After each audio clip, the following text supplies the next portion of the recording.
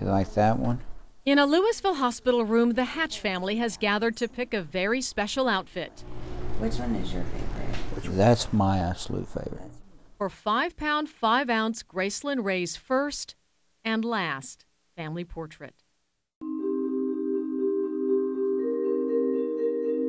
Gabe and Jennifer Hatch knew early in the pregnancy that their daughter had a fatal birth defect.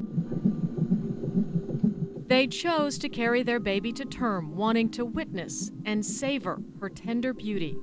Every second of it. Every second.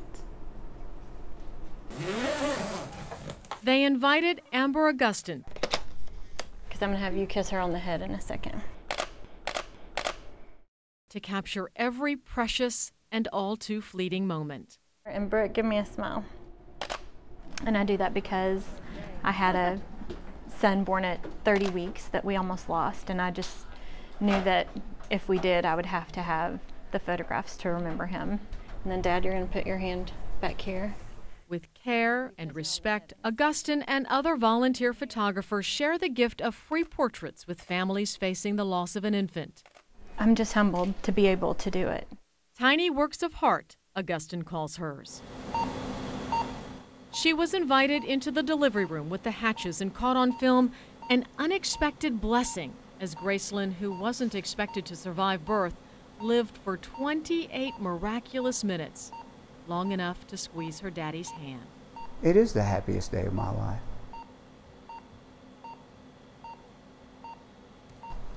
I got to meet my daughter before it was time for her to go home.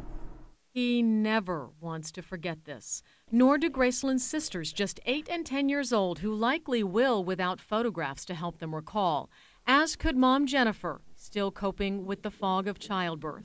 To be able to pull out a picture and think, gosh, her hands were so tiny.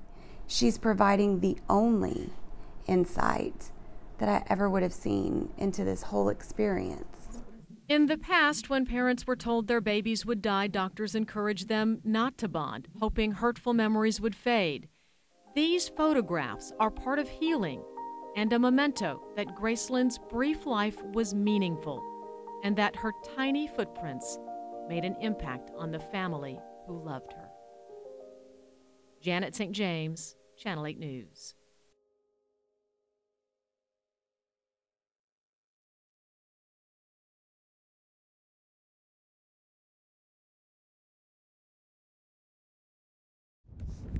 Okay, when you come back, you're going to walk on the right, okay?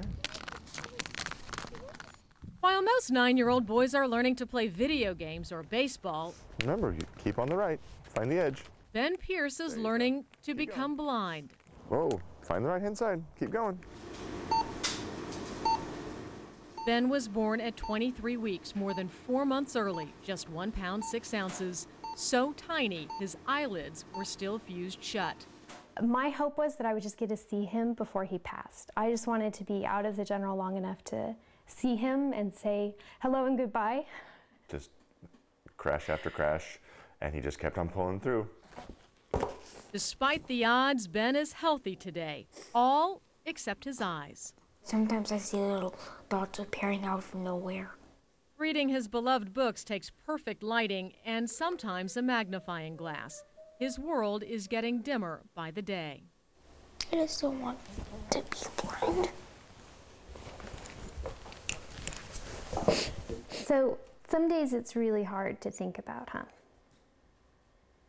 Doctors suggested giving Ben as many visual memories as possible.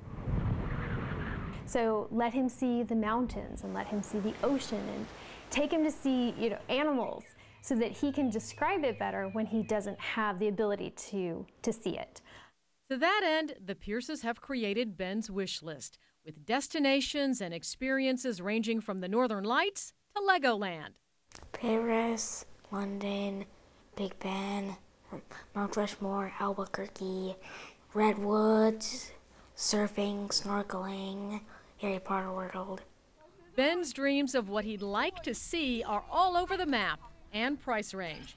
With 6 kids and a tight budget, his brothers and sisters began holding fundraisers, hoping to nickel and dime Ben's wish list to life.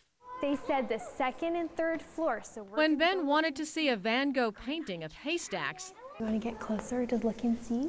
the Dallas Museum of Art made it happen for free. What do you think? So cool. Is it gorgeous? Does it make you think? The Pierces don't know how much time Ben has left before his sighted world goes dark forever. But when that does happen, Ben says thanks to his family and the wish list, he'll always be able to see the pictures in his mind. Janet St. James, Channel 8 News. Oh, sorry. One by one, they arrive I get them from everywhere. to be worked on by caring hands. Oh, yeah, look at those nice beads. It is very meaningful work. It's not a bride who will be wearing these gowns, but a baby. This is just something that I can do that might help that family in some tiny little way. This one's very special to me, that it came from a mother who had lost a child after being in the NICU. Each donated dress is being transformed into angel gowns for babies who never make it home from the hospital. There's something hopeful about that start of life, about a wedding. And to me, it's that full circle of this child who is so loved by their parent, being wrapped in love from a bride. Lisa Grubbs is founder of NICU Helping Hands, the wife of a specialist for premature babies who believes the passing of a child is a sacred event that should be honored. So little angels together with the beads. Amy Vickers is a former NICU nurse who saw the need too. Often we would just wrap little babies in just tiny little hospital blankets or wash rags or towels, and we didn't really have much to offer those families. And so this is just, it doesn't take the hurt away from them, but it just lets them know that we feel like their baby's life means something.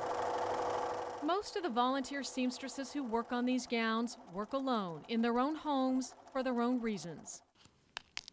LaJean Sturman sews for a son she lost shortly after birth 30 years ago. It would have just meant the world, because I would have felt as though I was sending him, you know, in something special instead of something ill-fitting. The angel gowns are donated to hospital NICU units, the need far greater than it should be.